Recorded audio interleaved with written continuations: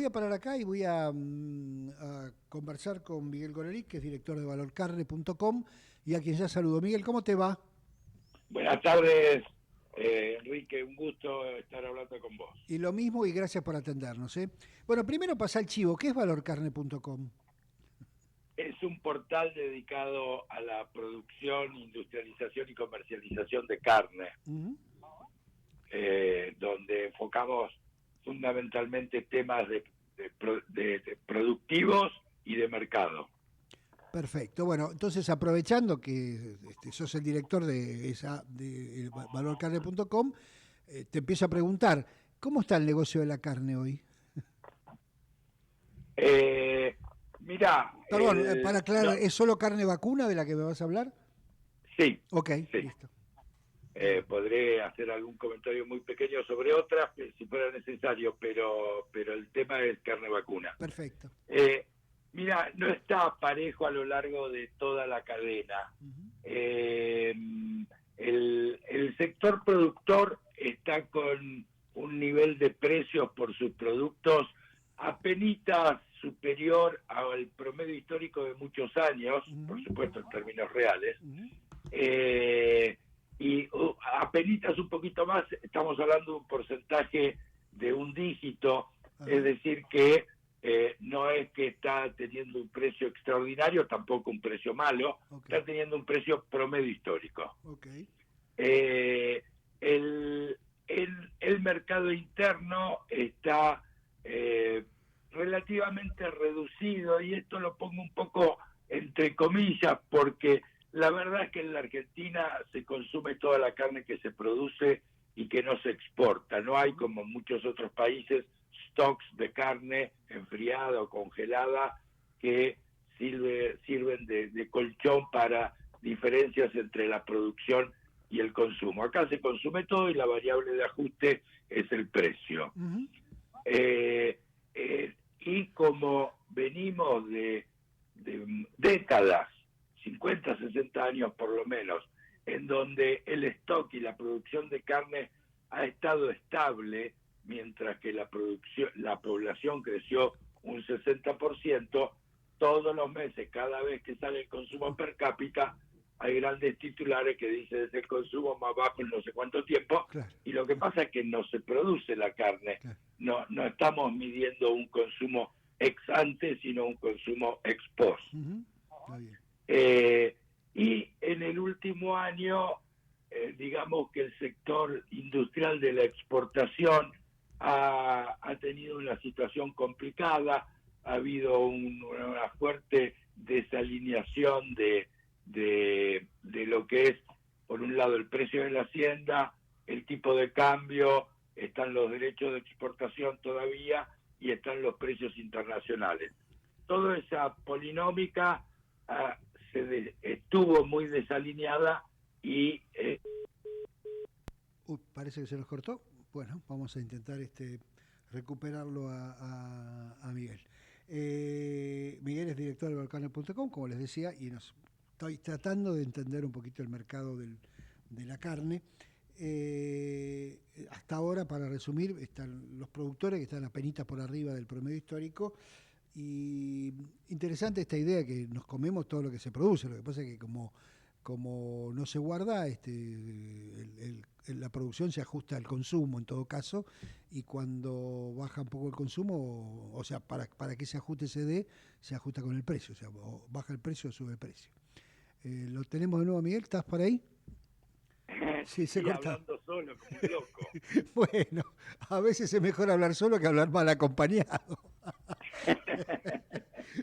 Bueno, me estabas contando que los frigoríficos de exportación habían tenido un problema vinculado con, y ahí me empezó a cortar. Ah, Sí.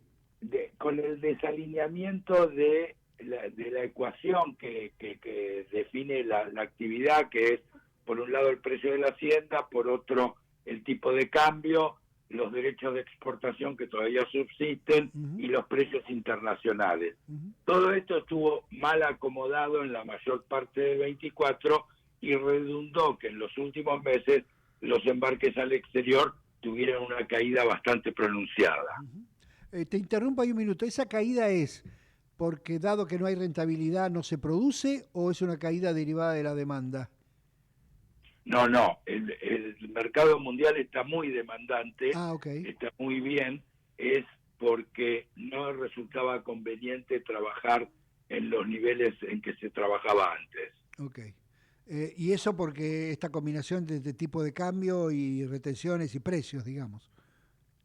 Exactamente, Ok, sí. ok. En las últimas semanas Ujú. ha habido una mejora palpable en los valores internacionales, pero todavía esto no alcanza a equilibrar las restantes variables de la ecuación. Ujú. Ahí, otra vez, apelo a mi propia ignorancia, digamos, apelo no, ¿cómo se diría? Sí, bueno, apelo a mi ignorancia para que, o a tu comprensión de mi ignorancia. Imagino que, al contrario de lo que pasa en aquello, la producción de celulares, cuando aumenta la demanda, en el caso de la producción de carne hay un plazo, un tiempo derivado de la naturaleza, con lo cual no podés, por más que ahora se duplicara el precio, invento, deberías pasar un tiempo para que aumente la producción, no estoy diciendo barbaridades. No, no, es exactamente así. La reacción del mercado lleva su tiempo. Es un producto biológico que desde el momento en que se toma la decisión de servir más vacas, por ejemplo, Ujú, hasta que el fruto de ese servicio está listo para ir al mercado, hay que hablar por lo menos de 3 años. ujú. Y no se puede, otra barbaridad que voy a decir, no se puede vender a futuro en ese contexto. No, salvo que alguien esté dispuesto a comer a futuro. Está muy... No, no, No, lo decía porque puede ser que en en algunos mercados sí haya, digamos, conservación, almacenamiento, no sé cómo llamarlo, y entonces dice, bueno, no digo 3 años, pero a lo mejor dice, bueno, me aseguro la producción para dentro de un año o lo que fuere. sí, en el mercado internacional estos mercados futuros no existen y en la Argentina ha habido 3 o 4 intentos a lo largo de muchos años y han terminado en fracaso, es decir, Claro, está bien, no se logró tener un mercado de futuros como sí existe en el caso de los granos. entiendo. En su momento, un protagonista importante de toda esta demanda fue el mercado de China. ¿Sigue siendo así? Sí, sí, es muy importante. China todavía representa más de la mitad de las exportaciones argentinas y ha estado arriba del 75%. En parte ahora representa menos porque bajaron un poco las exportaciones de la Argentina, se ampliaron en algunos otros mercados y se está mandando un poco menos a China. Ujú, ok. Te hago otra Pero, pregunta. pero Sí, sí, perdón. es un actor relevante del mercado Claro, internacional, China. como en casi todo, digamos.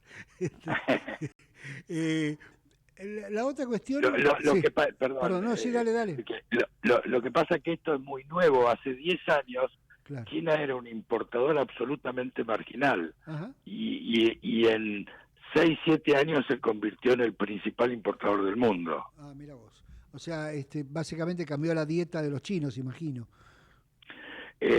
Un poquito, sí, Ok, porque no, claro, digamos, comen unos 8 o 10 kilos de carne vacuna por habitante y por año contra 40 de cerdo. Es claro, decir, aumenta un poco su consumo de carne vacuna, pero en los grandes números claro. no, Claro, no incide tanto. con 1.000 millones de chinos, que aunque aumente un poquito, debe ser mucha demanda, imagino yo. Eh, Exactamente. Sí. Miguel, ¿y ha habido cambios en las zonas de producción? Porque en algún momento leí por ahí que, bueno, por un lado hubo regiones que por el cambio climático o por el cambio tecnológico desplazaron ganadería por agricultura y por supuesto por los precios relativos. Y otra vez, y en este caso ahora estoy viendo la cosa inversa, que también por los precios relativos hay gente que, me imagino que en las zonas marginales están dejando la producción agrícola y están volviendo a la ganadería o algún tipo de producción de ese tipo. Sí, por supuesto, hay han existido y siguen existiendo este tipo de movimientos, pero en los grandes números no hay no se puede, no se advierte Ujú. un cambio muy grande. Si vos medís a lo largo, no sé, de 20 años cómo se distribuía el stock ganadero entre provincias, digamos, los cambios son muy pocos. Hay un poco más de hacienda en el NOA y en el NEA, pero la zona central del país sigue concentrando la mayor parte de la ganadería. El tema es que cuando uno toma a una provincia, o mucho más a un grupo de provincias, el tema es que dentro de esos mismos límites políticos, cuando el negocio de la agricultura se incrementó fuertemente, la agricultura avanzó y la ganadería pasó a ocupar áreas dentro de esas provincias de menor valor económico, en el sentido de que no son tan convenientes para dedicar a la agricultura, pero siguen sin moverse de estas áreas geográficas un poco más reducidas, digamos. Pero claro, que hubo este avance de la agricultura, y en parte esto se compensó con la mayor proporción de maíz que se destina a la ganadería, tanto de carne como de leche, que ha permitido abandonar una cantidad importante de hectáreas sin que por esto se deje de alimentar a los animales. Perfecto. Bueno, cuando ves cuando veo la parte agrícola, y en un rato voy a conversar un poco sobre ese tema, se habla mucho, bueno, se ve en los casos de países que el caso más típico es la soja brasileña, para usar un ejemplo, en donde Brasil, que hace un tiempo donde hace unos años Argentina era digamos, líder en el mercado, y Brasil ahora produce, no sé, 5 veces más que Argentina o lo que fuera, no solamente por su tamaño, sino además porque ha habido cambio tecnológico, por supuesto no hay retenciones, es otra rentabilidad, otra estabilidad macro. En ganadería podría pasar algo así, podría haber una, entre comillas lo digo, revolución del sector en términos de ir a una mayor producción, dado que vos describías un escenario, yo no diría estancamiento, pero más o menos sin muchos cambios. No, sí, claramente la Argentina se estancó en los últimos 60 años. Argentina fue líder del mercado mundial de carnes durante un siglo, entre fines del 19 y hasta 1970, y a partir de ahí se estancó y obviamente redujo lo que volcaba en el mercado internacional, y llegó a estar, ni siquiera entraba dentro de los 10 primeros exportadores del mundo. Un año estuvimos debajo de Nicaragua, en la época en que los gobiernos kirchneristas le ponían trabas a la exportación. Cuando se protegía la mesa de los argentinos, digamos. Exactamente. Y claro que Argentina podría tener un periodo de fuerte desarrollo de la ganadería. Yo soy muy optimista con eso, y no tenemos que irnos muy lejos para ver lo que realmente ha sucedido. Brasil hasta hace 20 años, 25 años, no solo no exportaba carne, sino que era habitualmente un importador neto. Y hoy, desde hace varios años, es el principal exportador del mundo. Uruguay también aumentó su ganadería en los últimos 20 años, y Paraguay también, con regímenes donde la política, digamos, son países que con libertad cambiaria, bastante libertad de comercio, muy baja inflación, y esto ha sido el caldo de cultivo para tener este progreso tan marcado en ganadería vacuna. Sí, básicamente por lo que contabas antes, si se tardan 3 años en desarrollar algo, si no tenés cierta estabilidad, va muerto, digamos, ¿no? Exactamente, eso sí. ¿Y ha habido cambio tecnológico? O sea, ¿se producen mejor las vacas hoy? Ha habido cambios tecnológicos, por supuesto. La genética, la alimentación, en alguna medida también la sanidad, herramientas, procesos, sí que ha habido cambio tecnológico para mejor. ¿Y tu optimismo viene de la macro o de alguna otra razón? Digo, viene la macro en el sentido que si vienen años de estabilidad, etcétera, se empieza a aparecer un escenario paraguayo-uruguayo, para no ir muy lejos. Esto, por supuesto, es importante, pero también el mercado mundial está muy interesante. Digamos que si uno es muy difícil pegarle en un pronóstico a muy largo plazo, ¿no? Claro. Pero en el largo plazo No, pero es es al mucho más revés, a los probable. economistas nos es más fácil pegar en largo plazo porque nadie se va a acordar, digamos. Sí, bueno, eso no es pegarle, eso es no pasar un papelón. No, pero claramente es mucho más probable que la demanda aumente que la oferta aumente de carne vacuna. Claro. Y esto es lo que me parece que lo hace muy interesante al mercado internacional. Y no hay muchos países que estén en condiciones de tener un aumento sensible en su oferta de carne vacuna, y la Argentina es uno de ellos. Ujú.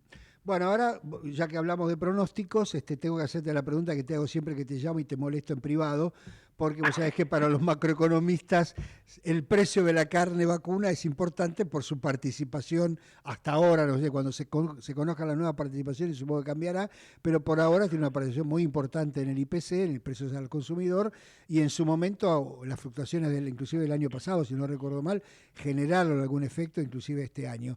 ¿Cómo sigue el precio de la carne estos meses? El precio de la carne alcanzó un pico muy aislado, muy esporádico, en la oportunidad del cambio de gobierno.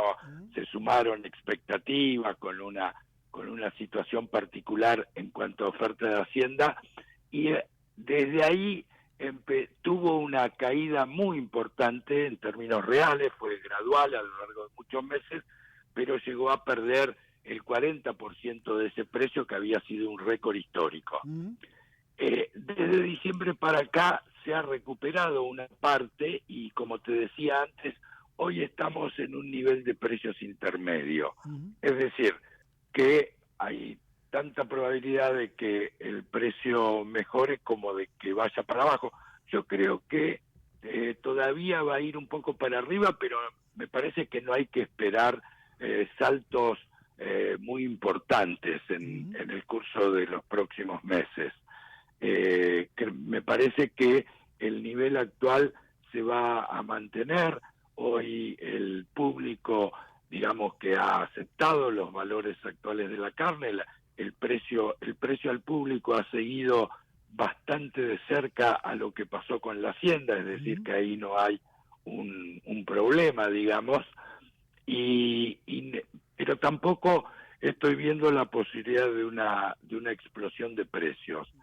Y como vos decías, es probable que cuando se conozca el nuevo índice de precio general, la carne baje un poco su incidencia, pero la carne ha venido bajando su incidencia en los índices del INDEC desde la década del 60, porque primero la gente es un poco más rica que en aquel momento, con lo que los productos básicos como los alimentos, y dentro de esto la carne, necesariamente pesa un poco menos, y también porque ha habido reemplazos, es decir, se come quizás la misma cantidad de carne que hace 60 años, pero hay mucha más carne de pollo y menos carne vacuna. Clarito, ahora sí te hago la última, te prometo. En su momento, cuando, bueno, no sé, cada vez que aparece un gobierno nuevo o cada vez que hay alguien con ánimos de reguladores o de cambios regulatorios, se habla del tema bueno, de los cortes envasados, de la media red, de toda esa historia que yo a esta altura estoy perdido, porque como eso desde que era yo chiquito se discutía, ahora no tengo muy claro dónde estamos parados. ¿Me haces un update? Mira, hay una norma que exige que desde fines del año 22 la carne no puede salir de los frigoríficos en pedazos de más de 32 kilos, que obviamente nunca se aplicó, nunca se cumplió.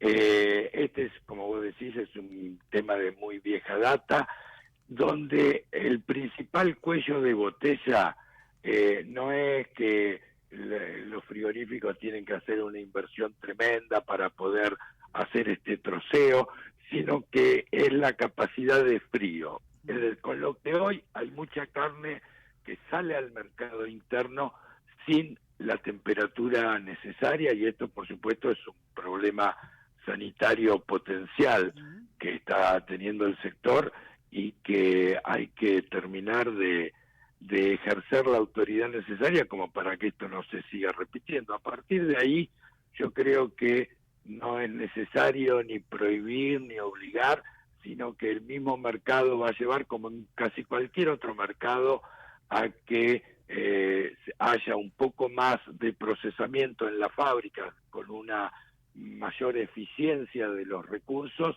y no que todo este trabajo se haga en los locales de las carnicerías. Clarísimo, Miguel, muchísimas gracias por estos minutos, te mando un fuerte abrazo. Del mismo modo, hasta Chao. luego.